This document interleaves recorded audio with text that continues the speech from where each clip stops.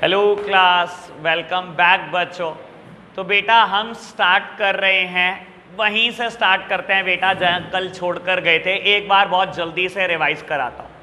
बेटा हम बात कर रहे थे किसी भी कंपनी के फॉर्मेशन की, और बेटा मेरे लिए तो सही मायने में कंपनी एक पब्लिक लिमिटेड कंपनी होती है। मैं प्राइवेट लिमिटेड कंपनी को कंपनी मानता ही नहीं। और बेटा प्राइवेट लिमिटेड कंपनी अगर बनानी हो तो सिर्फ दो ही स्टेजेस पूरी करनी है आपको। एक का नाम है प्रमोशन और दूसरे का नाम है इनकॉर्पोरेशन।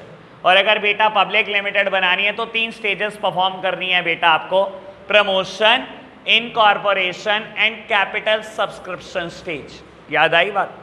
बेटा हम बात पढ़ रहे थे फंक्शन ऑफ अ प्रमोटर या बेटा step involve in a promotion stage, और मैंने तीन हेडिंग की चर्चा कर दी थी बेटा। सबसे पहले आइडेंटिफिकेशन ऑफ बिजनेस अपॉर्चुनिटी, फिर बेटा फीजिबिलिटी स्टडीज, और बेटा देन नेम अप्रूवल। बेटा कौन सी अथॉरिटी है इंडिया में जो नेम अप्रूवल करती है? आरओसी, ठीक है ना बेटा, रजिस्ट्रार ऑफ कंपनी, जिसको हम बेटा अपनी प्रायोरिटी ऑर्डर में कुछ नाम भेजते हैं। याद है आपको बात सारी? बड़े आगे बेटा। लो पहले मेरी तरफ देखना शुरू कर दो बेटा। अभी देखो कंपनी चाहे प्रमोशन स्टेज पर ही है, लेकिन कंपनी को आज से ही कुछ डिसीजंस लेने पड़ते हैं। कंपनी है अभी प्रमोशन स्टेज पर ही बेटा, और डिसीजन लेने पड़ेंगे आज से ही बहुत सारे बेटा। ठीक है ना, कि रजिस्टर्ड ऑफिस किस स्टेट में होना चाहिए, किस जगह पे होना चाहिए, कितने स्क्वायर फीट में खरीदें, कैसा बिल्डिंग का साइज हो, कैसी बिल्डिंग की शेप हो, बहुत सारी बातें सोचनी है अभी तो कुछ भी नहीं हुआ। कोई बना थोड़ी ली कंपनी का कोई रजिस्टर्ड ऑफिस थोड़ी डिसाइड हो गया, कोई बिल्डिंग थोड़ी खड़ी कर दी बेटा, कुछ भी तो नहीं हुआ। और डिसीजन लेने हैं बहुत सारे। आपको याद है बेटा जब मैं कंपनी की बात किया करता था चैप्टर 2 में, तो मैं बात किया करता था कि कंपनी में डिसीजन मेकिंग या कंट्रोल किसका होता है? तो किसका होता है बेटा? वो बोर्ड ऑफ डायरेक्टर्स का होता है बेटा। Board of director are appointed by the equity share holders. Board of director को अपॉइंट कौन करता है? Equity share holder. क्या यहां पर अभी शेयर होल्डर है? शेयर ही इशू नहीं हुए बेटा, शेयर होल्डर कहां से आ गए? और शेयर होल्डर ही नहीं आए तो बेटा बोर्ड ऑफ डायरेक्टर कहां से आएंगे? समझ आई बात? लेकिन मैं बोल रहा हूं डिसीजन मेकिंग करनी है बेटा, बहुत सारी डिसीजन मेकिंग करनी है। और बेटा डिसीजन मेकिंग के लिए चाहिए बोर्ड ऑफ डायरेक्टर, तो क्या करें? शेयर होल्डर तो है ही नहीं बेटा जो अपॉइंट किया करते हैं बोर्ड ऑफ डायरेक्टर को। बेटा कैसे बनेंगे बोर्ड ऑफ डायरेक्टर ये समझ लो, सब मेरी तरफ देख रहे हैं बेटा। कंपनी में ना दो बड़े इंपॉर्टेंट डॉक्यूमेंट बनते हैं, वैसे इनकी चर्चा आज ही होने वाली है, और इनकी चर्चा बेटा जब तक चैप्टर खत्म नहीं होगा तब तक होती रहेगी। कंपनी में दो बड़े इंपॉर्टेंट डॉक्यूमेंट बनते हैं बेटा। एक का नाम है मेमोरेंडम ऑफ एसोसिएशन, प्यार से बोलूंगा एमओए, ठीक है ना। दूसरे का नाम है आर्टिकल ऑफ एसोसिएशन, प्यार से बोलूंगा एओए, ठीक है जी। एक डॉक्यूमेंट है एमओए, मेमोरेंडम ऑफ एसोसिएशन, दूसरा है आर्टिकल ऑफ एसोसिएशन। ये दो सबसे इंपॉर्टेंट डॉक्यूमेंट है बेटा किसी भी कंपनी के लिए।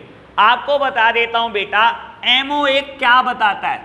मेमोरेंडम ऑफ एसोसिएशन बताता है कंपनी की रिलेशन को विद एन आउटसाइडर, कंपनी की रिलेशन को आउटसाइडर के साथ बताने के लिए बेटा एमओए होता है। और बेटा कंपनी की रिलेशन को इनसाइडर्स के साथ बताने के लिए बेटा एओए होता है। समझाने के लिए एक बात करता हूं बेटा, बाबू कंपनी को ना बैंक लोन लेना है, कंपनी को बैंक लोन लेना है।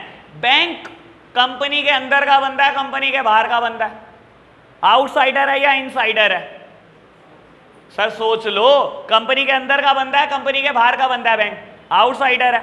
सर एमओए बताता है कंपनी की relationship with an outsider, company कितना बैंक लोन ले सकती है। एमओए उठाकर देख लो, पढ़ लो, कहीं ना कहीं जरूर लिखा होगा।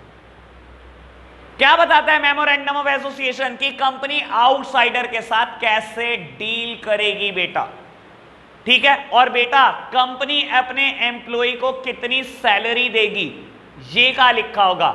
ये बेटा हमेशा एओए में लिखा होगा, क्योंकि बेटा एओए क्या बताता है? कंपनी की रिलेशन विद एन इनसाइडर। समझ आई बात? सुनते जाओ बात।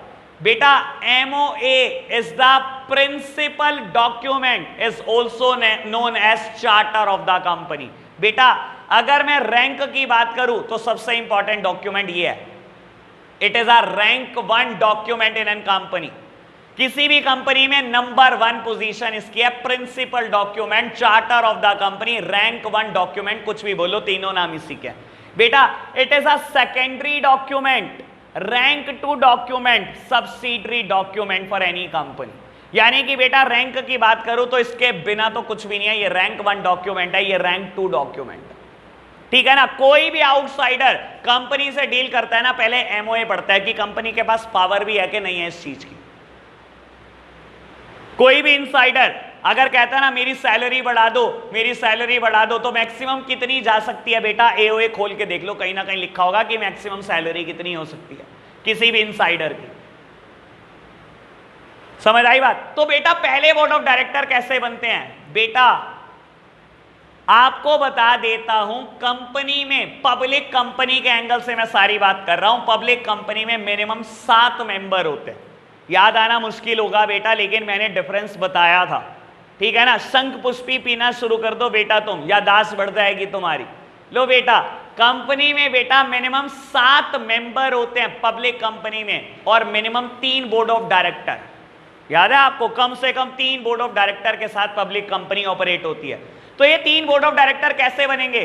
बेटा जो 3 लोग सबसे पहले MOA पे साइन कर देंगे, ये 3 बोर्ड ऑफ डायरेक्टर बन जाएंगे इन द मीन टर्म। तब तक के लिए बोर्ड ऑफ डायरेक्टर बन जाएंगे जब तक के लिए शेयर होल्डर नहीं आएंगे। जैसे ही कंपनी में शेयर होल्डर आ जाएंगे, फिर वो बेटा अपनी मीटिंग में बोर्ड ऑफ डायरेक्टर को निकाल लेंगे। समझ में आया? बेटा शेयर होल्डर के आने से पहले भी आपको बहुत सारे डिसीजंस लेने हैं, और ये डिसीजंस लेने के लिए हमें बोर्ड ऑफ डायरेक्टर चाहिए। और बोर्ड ऑफ डायरेक्टर कैसे आएंगे बेटा, इतनी स्टार्टिंग स्टेज पर कंपनी की? बेटा जो लोग मेमोरेंडम ऑफ एसोसिएशन पे साइन करेंगे, they will appoint as the first director of the company. समझ में आई बात? और कितने लोग चाहिए बेटा पब्लिक कंपनी के हिसाब से? कम 3 लोग। मेरे प्यारे बच्चों, कौन डिसाइड करता होगा कि MOA पे साइन किसके किसके होने चाहिए? बेटा हमेशा प्रमोटर डिसाइड करता है। अभी तक एक ही बंदा है हमारी पिक्चर में, हमेशा प्रमोटर डिसाइड करता है, जिसका आइडिया था कि कंपनी होगी, वो डिसाइड करता है कौन से 3 लोग साइन करेंगे। और आपसे चलो पूछ ही लेते हैं, प्रमोटर साइन करता होगा कि नहीं? सर सोच के बोलना, दिल नहीं बोलना चाहिए। इंडियंस आर वेरी इमोशनल, सारे डिसीजन दिल से लेते हैं।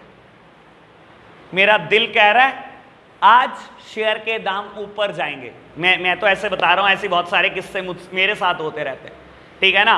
मेरे ऑफिस में कई क्लाइंट आते रहते हैं, मनीष जी आज गोल्ड बाय कर लो। मैंने कहा क्यों? कह रहा मेरा दिल कह रहा है गोल्ड ऊपर जाएगा।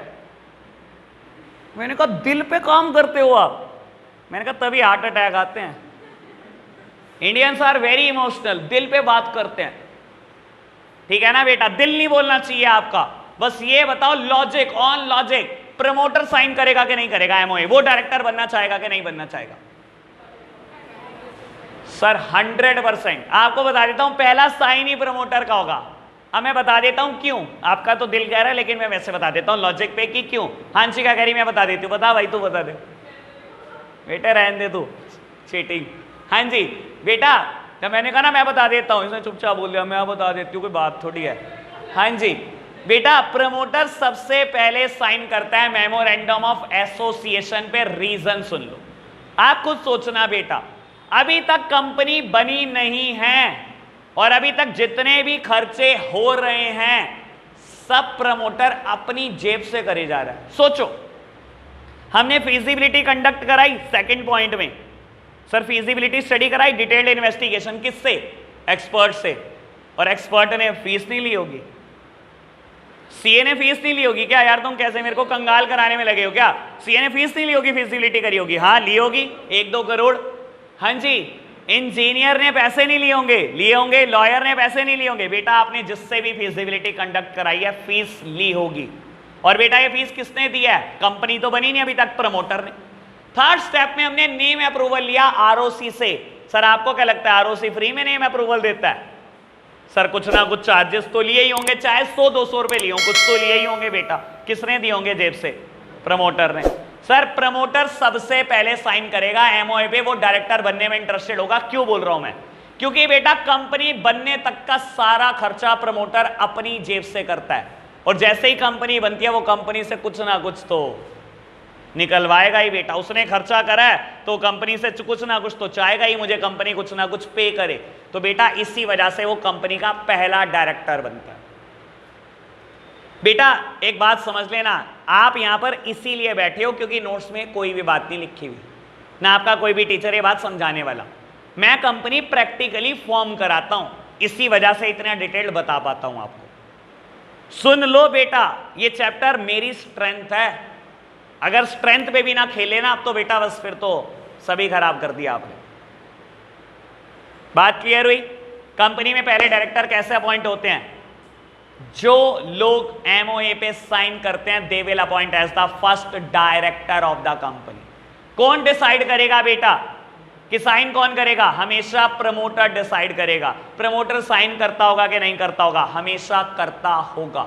ठीक है जी। अभी आप क्या करेंगे, मेरे साथ साथ फोर्थ हेडिंग पढ़ेंगे, मैं पढ़ूंगा, आप सिर्फ देख रहे हैं। हाँ जी अंशी का प्रॉब्लम?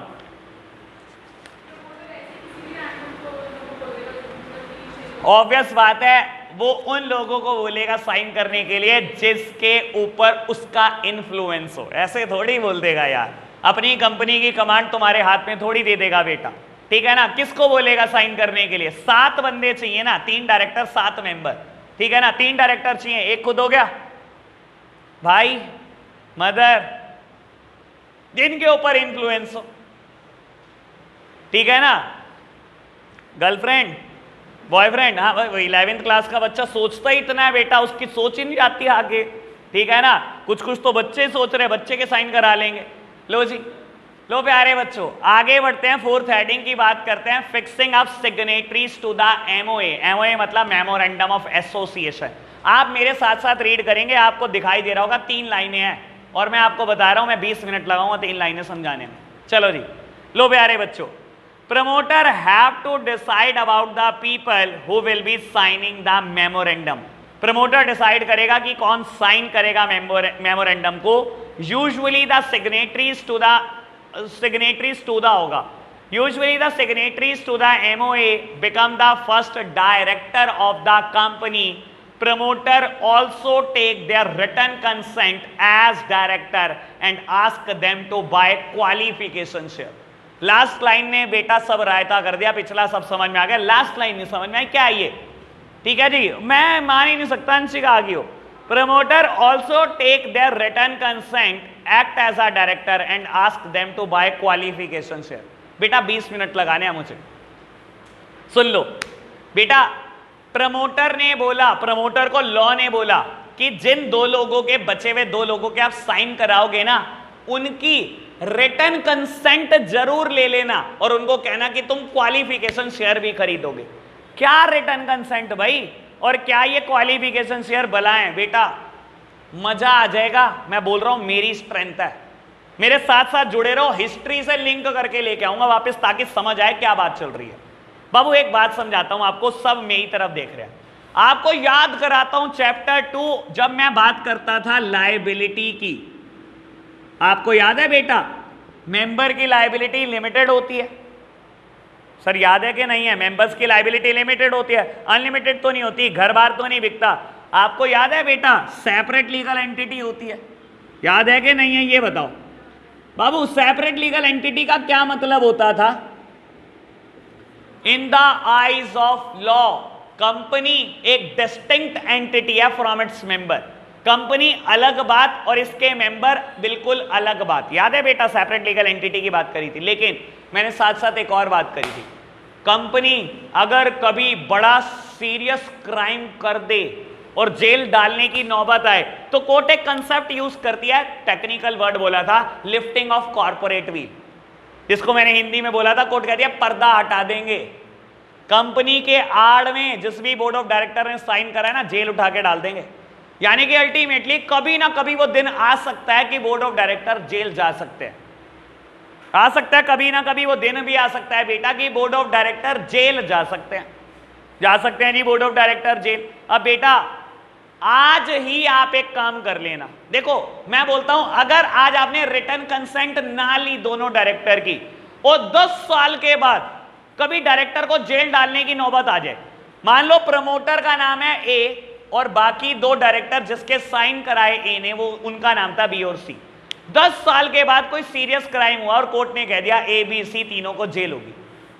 बी और सी ने कह दिया, सर जज को कह दिया, हम तो डायरेक्टर ही नहीं बनना चाहते थे। ए ने तो कनपट्टी पे बंदूक रखी, कहता है साइन कर, और इसने तो इन्फ्लुएंशियल पोजीशन में साइन कराया हमारे से। सर बच सकते हैं कि नहीं बच सकते? नौबत ही नहीं आएगी। लॉ क्या कहता है, जब आप साइन कराओगे बी और सी के, इनकी रिटर्न कंसेंट ले लेना। कहां दी जाती है रिटर्न कंसेंट? कोर्ट में।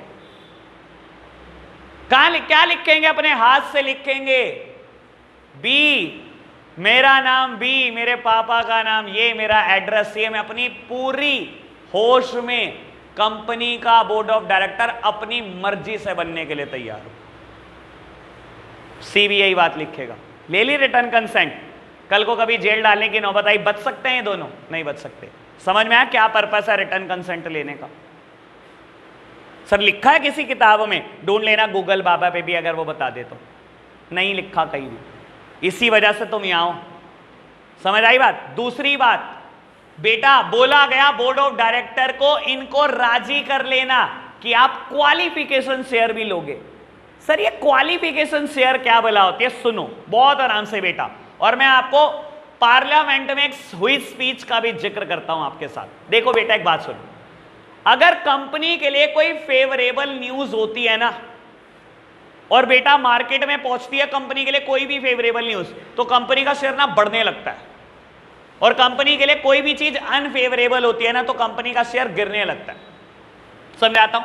रिलायंस इंडस्ट्रीज लिमिटेड कह रही है हम जियो 4G लॉन्च करेंगे, हम सारे इंडियंस को फ्री में डेटा देंगे, फ्री इनकमिंग, फ्री आउटगोइंग, सब कुछ फ्री देंगे साल 1.5 साल के लिए। फेवरेबल न्यूज है, नया प्रोडक्ट आ रहा है, ठीक है ना बेटा। जैसे ही ये इंफॉर्मेशन पब्लिक के सामने पहुंचेगी, क्या होगा? शेयर के दाम बढ़ने शुरू हो जाएंगे। फेवरेबल न्यूज है। मान लो कभी ऐसा हो किसी कंपनी के साथ, कोई कंपनी कोर्ट में केस हार गई, जैसे ही ये इंफॉर्मेशन पब्लिक में पहुंचेगी बेटा, अनफेवरेबल न्यूज है, क्या होगा? शेयर का दाम धड़ाम धड़ाम धड़ाम गिरता चला जाएगा। तो बाबू फेवरेबल न्यूज से शेयर के दाम बढ़ते हैं, अनफेवरेबल से शेयर के दाम गिरते हैं। अब सुनना बेटा काम की बात, पहले क्या होता था, अगर आप किसी कंपनी के बोर्ड ऑफ डायरेक्टर हो तो आपके लिए शेयर लेने जरूरी होते नहीं थे।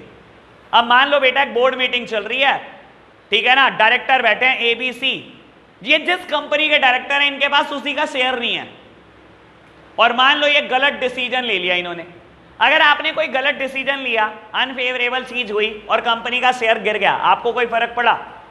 आपको क्या फर्क पड़ना, आपने कहा मेरे पास कौन से शेयर है। सर यही होता था।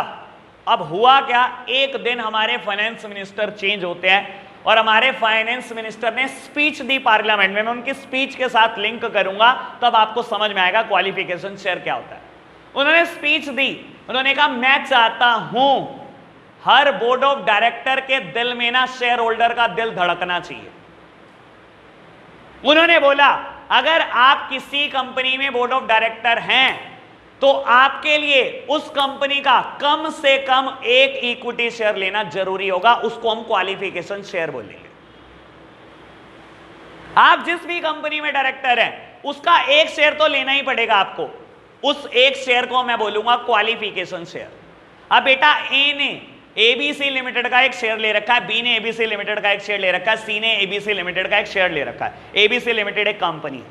आज इन्होंने कोई डिसीजन लिया और गलत लिया और शेयर का दाम शाम ही गिर गया। सर इनको दर्द होगा ना, शेयर तो इनके पास भी है ना एक, तो इनको लगेगा ना हाँ यार हमने कुछ गलती करी, तभी शेयर का दाम गिर गया। क्या इनके दिल में शेयर होल्डर का दिल धड़क रहा है? ये था हमारे फाइनेंस मिनिस्टर का एम। समझ में आया क्वालिफिकेशन शेयर क्या होता है? ठीक है ना, टीचर ऐसे ही पढ़ाएंगे। हर कंपनी में, जिस भी कंपनी में इंसान बोर्ड ऑफ डायरेक्टर होता है उसका एक शेयर लेना जरूरी होता है, उसको क्वालिफिकेशन शेयर बोलते हैं। किसी को हिस्ट्री नहीं पता कि कैसे फाइनेंस मिनिस्टर ने लिंक किया था इस चीज को। बात क्लियर? अब हेडिंग क्लियर होगी। मैंने पहले कहा था 20 मिनट लगेंगे, ऑलमोस्ट 20 लग गए बेटा। हेडिंग क्लियर होगी, 3 लाइन क्लियर हो गई। ठीक है जी, बात okay. Fixing up signatories to the MOA clear हुई बात? बढ़े आगे, चलो अगली हेडिंग पे 20 मिनट और लगाएंगे। हेडिंग का नाम बोलो जी। बाबू कहता है अपॉइंटमेंट ऑफ प्रोफेशनल्स, और बेटा बता देता हूं गलतियां निकालने का बहुत शौक है, ये हेडिंग गलत है, नोट्स में भी और एनसीईआरटी में भी। मुझे तो, मेरी तो मजबूरी है, मुझे एनसीईआरटी लिखवाना पड़ता है। आप पेपर में लिख के भी आएंगे, पहले मैं ये बताऊंगा कि लिखा क्या है, फिर ये बताऊंगा गलती क्या है बेटा, ठीक है जी। पढ़े एक बार लिखा क्या है बेटा, एक बार मेरे साथ साथ आप पढ़ेंगे। लो प्यारे बच्चों, कहता है the promoter appoint the broker and the underwriter to ensure the availability of capital by the sale of company security. लो प्यारे बच्चों, कहता है प्रमोटर, ब्रोकर और अंडर राइटर अपॉइंट कर लेना जो शेयर बेचेंगे और पैसे रेस करके देंगे। लो प्यारे बच्चों, मैं समझाता हूं क्या चीज होती है ब्रोकर, क्या चीज होती है अंडर राइटर, और दोनों में डिफरेंस बताने की कोशिश भी करूंगा, ठीक है जी। लो सामने देखना मेरी तरफ। बेटा कंपनी शेयर इशू कर रही है, आज मान लो 1 लाख शेयर इशू कर रहे हैं एट द रेट 10 ईच। 10 रुपए का एक शेयर है, 1 लाख शेयर इशू कर रहे हैं, 10 लाख रुपए की कंपनी को जरूरत है। कंपनी जनरली ये शेयर कभी भी डायरेक्टली नहीं बेचती पब्लिक को, हमेशा कोई ना कोई इंसान होता है कंपनी के लिए जो इस शेयर मार्केट में बेचता है, जिसको हम ब्रोकर या अंडर राइटर बोलते हैं। इन दोनों में थोड़ा सा डिफरेंस है, समझेंगे बहुत आराम से इस बात को, ठीक है जी। मान लो बेटा मैं कंपनी हूं, मेरे पास 1 लाख शेयर है, मैं बिकवाना चाहता हूं। मैंने ए, बी और सी 3 लोगों को ब्रोकर अपॉइंट करा। कहानी समझना बेटा, तभी डिफरेंस क्लियर होगा ब्रोकर और अंडर राइटर का। मैंने ए, बी और सी को बेटा अपॉइंट करा एज अ ब्रोकर। मैंने कहा ए तू बता कितने शेयर बेचेगा? ए ने कहा 30,000 शेयर बेच दूंगा। मैंने कहा ये पकड़ 30,000 शेयर। मैंने कहा बी तू क्या बेच लेगा? कहता है 30,000 शेयर मैं बेच लूंगा। मैंने कहा ये पकड़ 30,000 शेयर। सी ने कहा मैं 40,000 बेच लूंगा। मैंने कहा ये तू पकड़ 40,000, जाओ बेचो मार्केट। ब्रोकर अपॉइंट करा है इन तीनों को। ए गया बेचने, बी गया बेचने, सी गया बेचने, ए आया। कहता है 30 में से 29,000 बिक गए, 1,000 रह गए। मैंने कहा कोई दिक्कत नहीं, ला 29,000 के पैसे दे। 29,000 के पैसे, 1,000 शेयर जो नहीं बिके तेरे से वो वापस कर, और 29,000 के ऊपर अपनी ब्रोकरेज लेता जा। बी आया, कहता है 30 में से 28 बिके। मैंने कहा ला 28 के पैसे, 2,000 शेयर जो तेरे से नहीं बिक पाए वो, और 28,000 की ब्रोकरेज अभी लेता जा। सी आया, सी कहता है जी 37,000, 40 में से 37,000 बेच पाया, 3,000 नहीं बिक पाए। मैंने कहा ला 37 के पैसे, 3 जो नहीं तू बेच पाया वो दे दे, और 37 पे ब्रोकरेज लेता जा। कहानी में ट्विस्ट है। अब मान लो मैंने इनको अंडर राइटर अपॉइंट करा, कहानी ढंग से समझोगे तो ही डिफरेंस क्लियर होगा। एबीसी, मैंने कहा एबीसी तुम तीनों को अंडर राइटर अपॉइंट करता हूं। मैंने कहा ए बता कितने बेचेगा? कहता है 30। मैंने कहा बी तू? कह रहा 30। सी 40। मैंने कहा लाओ एडवांस पैसे दे दो। ब्रोकर से लिए थे एडवांस? सुनिए ढंग से कहानी, ब्रोकर से पैसे एडवांस मांगे थे? नहीं, पहले उन्हें मौका दिया था मार्केट में बेच लो। मैंने कहा लाओ एडवांस पैसे। ए 30,000 के एडवांस पैसे दे दे, बी तू भी 30,000 के एडवांस पैसे दे दे, सी तू 40,000 के एडवांस पैसे दे दे, और आज ही कमीशन लेते जाओ अपनी। ए तू अंडर राइटिंग कमीशन लेके जा आज ही, भी तू भी आज लेके जा, सी तू भी आज लेकर जा, 30 पर, 30 पर और 40 पर। ए बेच कर आया 29,000 शेयर, बी 28,000 शेयर, सी 37,000 शेयर। ए कह रहा है 1,000 नहीं बिके, बी कह रहा है 2,000 नहीं बिके, सी कह रहा है 3,000 नहीं बिके। मैंने कहा मैं क्या करूं, मेरे पास तो पैसे एडवांस आए हुए, खुद होल्ड करो। तुमसे नहीं बिके ना, तुम रखो, मेरी कोई सिरदर्दी नहीं है, मेरे पास तो एडवांस पैसे आए हुए। बेटा ज्यादा रिस्क कौन ले रहा है, ब्रोकर या अंडर राइटर? सर बोलना पड़ेगा, बोलोगे नहीं तो बेटा छुट्टी नहीं होगी। यार मैं बहुत गुस्से में उस चीज को लेकर, न्यूट्रल इंसान बिल्कुल। हाँ जी, ज्यादा रिस्क कौन ले रहा है, ब्रोकर या अंडर राइटर? बेटा जिंदगी में एक प्रिंसिपल पढ़ा है हमने, क्लास 11 बिजनेस स्टडीज में पहली बार पढ़ा है, more the risk more the gain. जो जितना ज्यादा रिस्क लेता है उतना ही ज्यादा प्रॉफिट कमाता है, उतना ही ज्यादा गेन होता है उसका। तो बेटा ज्यादा रिस्क कौन ले रहा है, अंडर राइटर ले रहा है। बेटा under writing commission is just double of the brokerage. Brokerage 2.5% मिलती है, under writing commission 5%, just double of the brokerage. Broker को जो रिटर्न में मिलता है उसे बोलते हैं ब्रोकरेज, अंडर राइटर को जो रिटर्न में मिलता है बोलते हैं अंडर राइटिंग कमीशन। तीसरा डिफरेंस, बेटा अगर कंपनी को डर हो कि मेरे शेयर नहीं बिक पाएंगे, ब्रोकर अपॉइंट करो या अंडरराइटर? क्यों अंडरराइटर? क्योंकि एडवांस पैसे देते हैं। तो बेटा अगर मेरी कंपनी को डर है मेरे शेयर नहीं बिक पाएंगे, कभी ब्रोकर अपॉइंट मत करो, हमेशा अंडरराइटर अपॉइंट करो, उनसे एडवांस पैसे ले लो, वो मार्केट में जो बेच पाएगा वो बेच पाएगा, बाकी खुद होल्ड करेगा। समझ आई बात? तो कंपनी अपने शेयर जनरली डायरेक्टली नहीं बेचती, बेचने के लिए कौन होता है बीच में? या तो ब्रोकर होता है या तो अंडरराइटर होता है। अब बता देता हूं ये पॉइंट यहां गलत क्यों है। मैं तो आपसे सुनना चाहता था, पता नहीं निकम में सोचने बैठ गए क्या हो गया, गलत क्यों है। सुनो मेरी तरफ देखना बेटा, हम कौन सी स्टेज कर रहे हैं? Promotion stage. ये 5th स्टेप है। प्रमोशन स्टेज को सुन लो, प्रमोशन स्टेज को प्राइवेट लिमिटेड कंपनी भी पूरा करती है और पब्लिक लिमिटेड भी पूरा करती है। सर आप खुद समझो, प्राइवेट लिमिटेड कंपनी क्या जनरल पब्लिक को शेयर इशू कर सकती है? नहीं।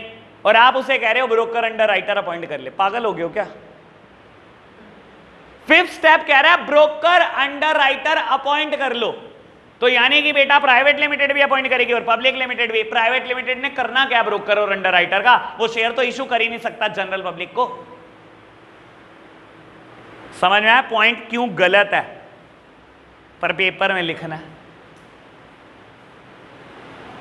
भाई। मैं तो ये बता सकता हूं कि कहां क्या गलती है, लेकिन मजबूरी है ना भाई। हमारे लिए तो एनसीईआरटी क्या है बेटा? इक्वल टू गुरु ग्रंथ साहिब भगवत गीता, ठीक है ना? बस उसी को चल रहे हैं भाई फॉलो करते हुए। बात क्लियर? 4th हेडिंग क्लियर हुई थी? हाँ जी। अगले दिन किसको बेचेंगे? ब्रोकर ने तो मेहनत करी, 2 महीने तक बेचे उसने मार्केट में, मैंने तो कहा ही नहीं 1 दिन बेचे। उससे बिक ही नहीं पा रहे तो क्या करेगा बेटा? वापसी लाके कंपनी को देगा, कंपनी बाद में बेच लेगी, उससे नहीं बिक पाए। हाँ जी बढ़े आगे, बात क्लियर? 4th हेडिंग क्लियर हुई, fixing up signatories to the MOA, और 5th हेडिंग क्लियर हुई बेटा आपको। चलो जी 6th हेडिंग, लास्ट हेडिंग कहता है प्रिपरेशन ऑफ नेसेसरी डॉक्यूमेंट। कहता है कुछ नेसेसरी डॉक्यूमेंट बनाने शुरू कर देना। सुन लो बेटा क्यों बनाने पड़ रहे हैं और कब सबमिट होने वाले।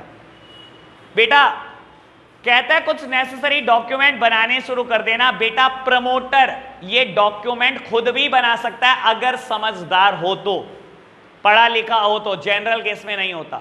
और बेटा बनवा भी सकता है किसी एक्सपर्ट से। बनवाना क्या क्या है? एमओए और एओए बनवाना है, ठीक है ना? नेसेसरी डॉक्यूमेंट में सबसे इंपॉर्टेंट डॉक्यूमेंट है एमओए और एओए। बेटा मैं खुद भी लिखता हूं, अपने ऑफिस में बैठ के मैं बहुत सारे एमओए और एओए भी लिखता हूं, ठीक है ना? चार्टर्ड अकाउंटेंट का काम होता है, कंपनी सेक्रेटरी का भी काम होता है। तो बाबू एक बात समझने की कोशिश करो, कहता है ये डॉक्यूमेंट बनवाने शुरू कर दो। क्यों बनवाने शुरू कर दो? क्योंकि ये डॉक्यूमेंट सबमिट होने हैं इनकॉर्पोरेशन स्टेज पर। इनकॉर्पोरेशन हमारी अगली स्टेज है बेटा, 2nd स्टेज है बेटा incorporation stage.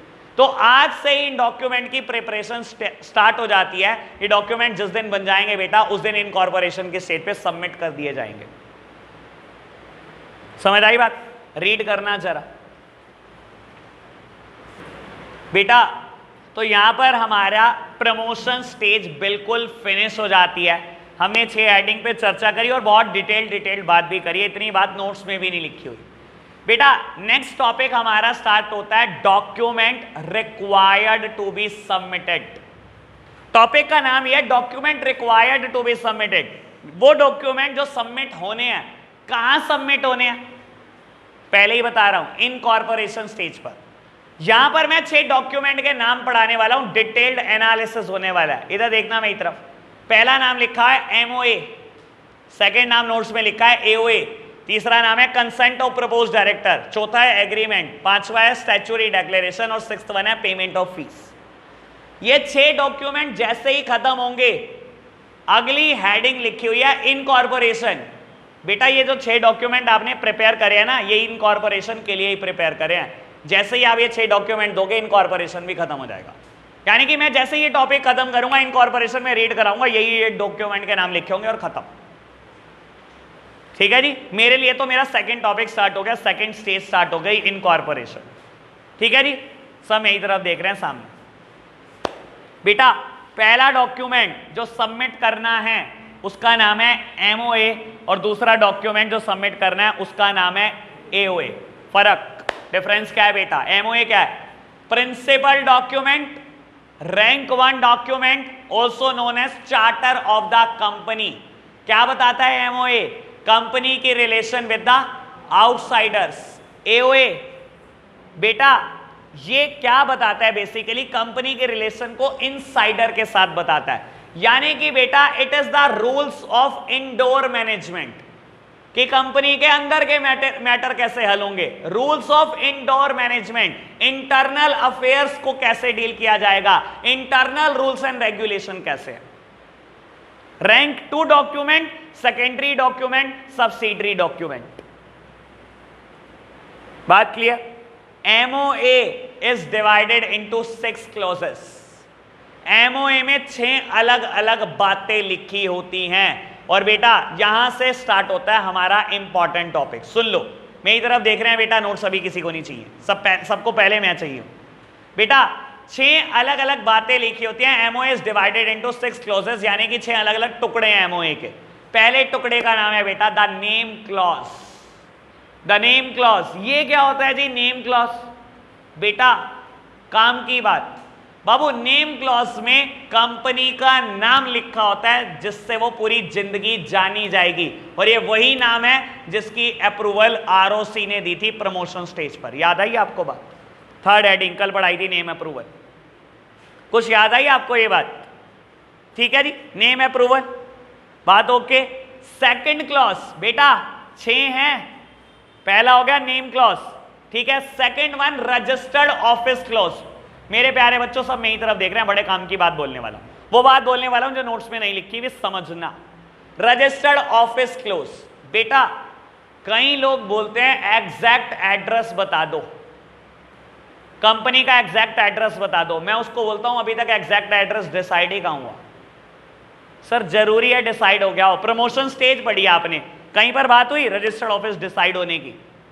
Identification of business opportunity, feasibility study, name approval, fixing up signatories to the MOA, appointment of professional, preparation of necessary document, कहां हुई बात रजिस्टर्ड ऑफिस डिसाइड होने की?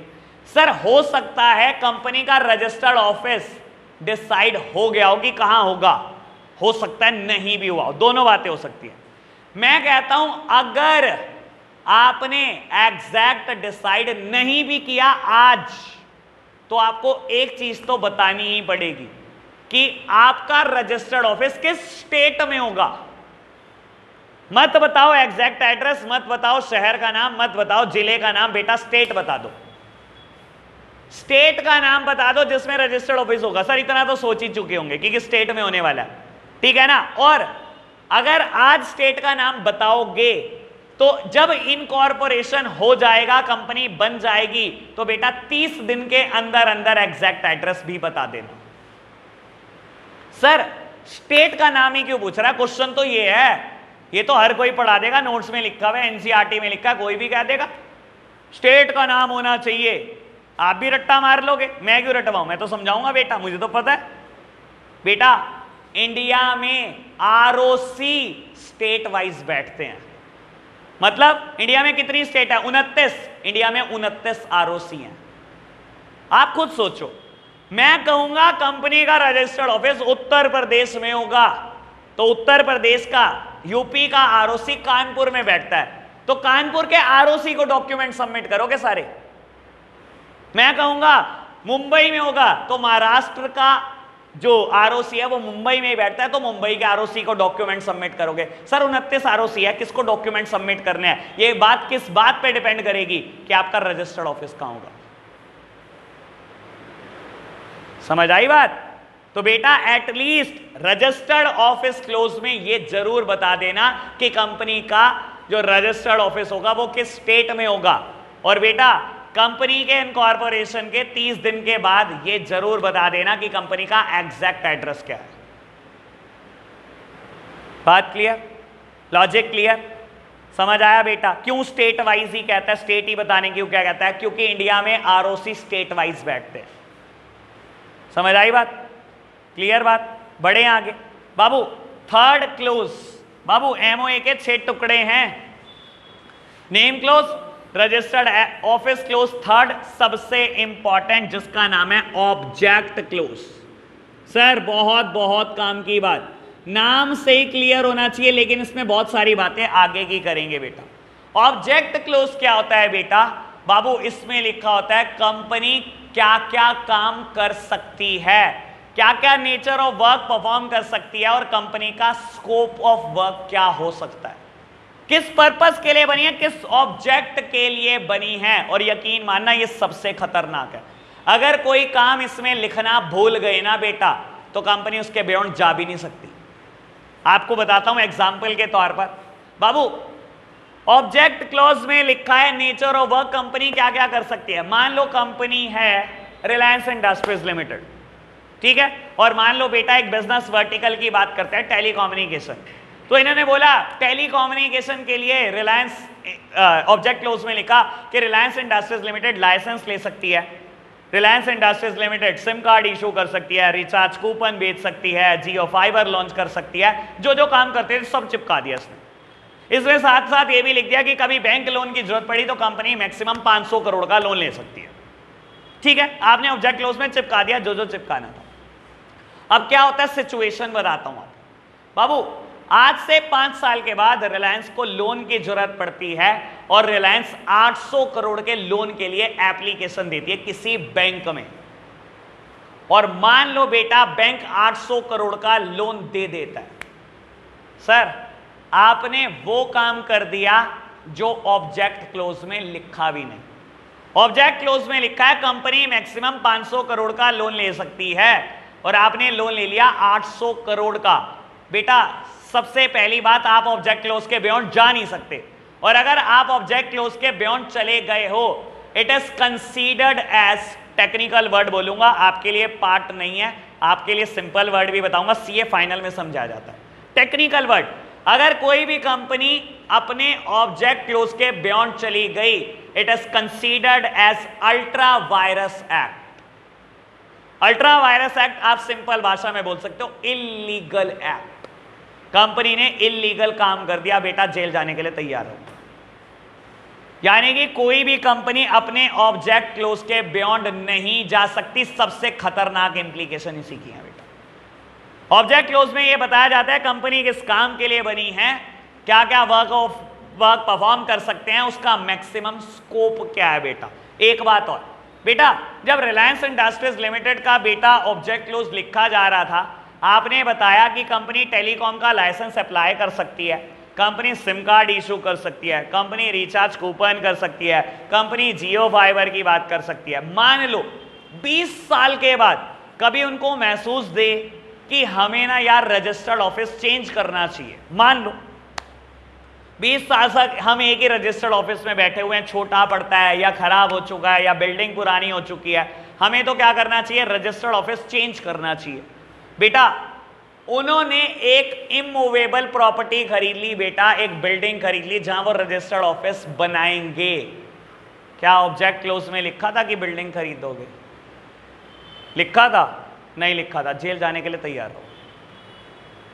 सर ये इतनी खतरनाक चीज है, आपको सब सोचना पड़ता है कि आप फ्यूचर में क्या क्या कर सकते हो।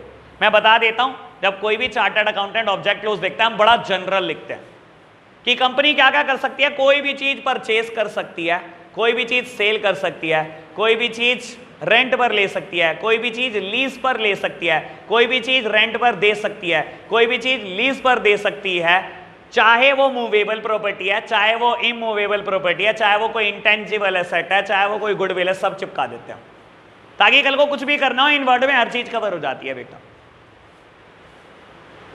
समझ में आया बेटा? अगला पिछला सब सोच के चलना है। अगर आपने बड़ा स्पेसिफिक से लिख दिया ना ऑब्जेक्ट क्लोज, और कहीं आपको कभी बाद में एक लैंड भी बाय करनी पड़ गई और इसमें लिखा नहीं, तो लैंड बाय नहीं हो सकती बेटा।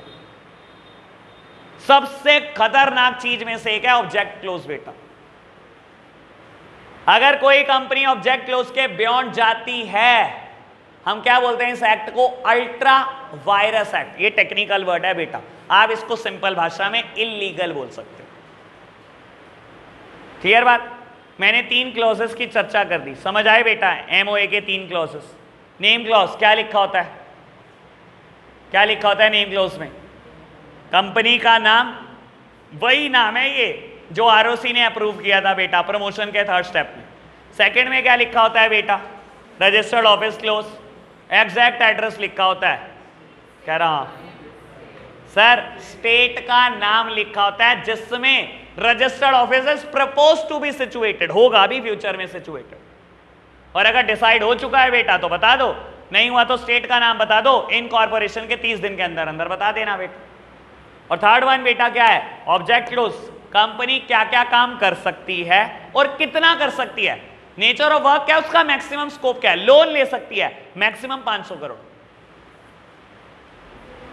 हाँ जी, अमाउंट लिखनी 100% जरूरी है, 100% लिखते हो आप। बात क्लियर हुई? इतनी बात ओके, समझ आई? बढ़े आगे, पहले रीड करो इतना। चलो आज के लिए इतना ही रखते हैं बेटा, बाय बाय।